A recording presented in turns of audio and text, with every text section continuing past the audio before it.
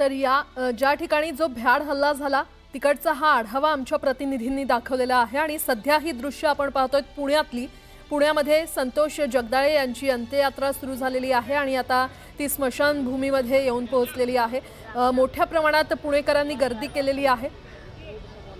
कुटुंब आणि मित्रांचा आक्रोश पुण्यामध्ये पाहायला मिळतोय, कारण पहलगाममध्ये झालेल्या दहशतवादी हल्ल्यामध्ये पुण्यातील दोघांचा मृत्यू झालेला आहे। दोन मित्र हे फिरायला गेले होते, काही काळ आनंदाचं घालवायला गेले होते, मात्र अशा प्रकारची घटना घडली आणि दोघांचाही मृत्यू झाला। या दहशतवाद्यांनी गोळ्या झाडून त्यांना कंठस्नान घातलं खरं तर।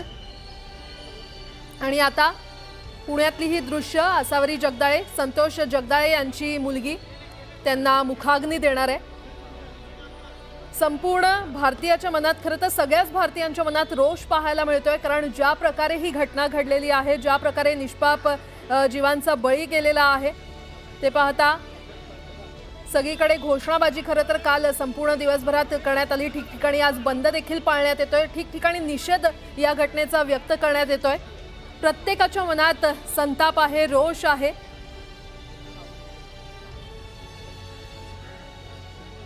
आणि आता ही तीच दृश्य आहेत पुण्यातली। आसावरी जगदाळे जी गेले 2 दिवस प्रत्येकाला धीर देत होती, तिच्या कुटुंबियांना धीर देत होती, तीच तिच्यावरच आज दुःखाचा डोंगर कोसळलेला आहे, तिच्यावर शोककळा पसरलेली आहे। ती आज तिच्या वडिलांना मुखाग्नी देणार आहे। संतोष जगदाळे यांची अंत्ययात्रा सुरू झाली असून स्मशानभूमीमध्ये पोहोचलेली आहे आणि त्यांच्या पार्थिवावर अगदी थोड्याच वेळात अंत्यसंस्कार करण्यात येणार आहे। पुणेकरांनी मोठ्या प्रमाणात गर्दी केलेली आहे।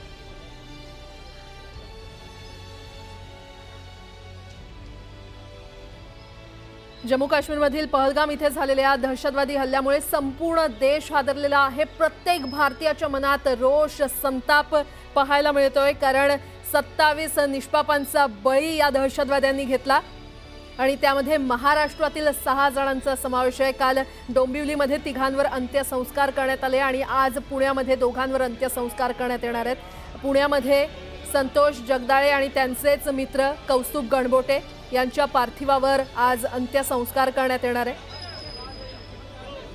संतोष जगदाळे आणि कौस्तुभ गणबोटे यांचे मृतदेह सकाळीच पुणे विमानतळावरून त्यांच्या निवासस्थानी आणण्यात आले आणि आता त्यांना अंतिम निरोप देण्यासाठी पुण्यातील नागरिकांनी प्रचंड गर्दी केलेली आहे। कौस्तुभ गणबोटे यांच्या निवासस्थानी शरद पवार देखील दाखल झाले।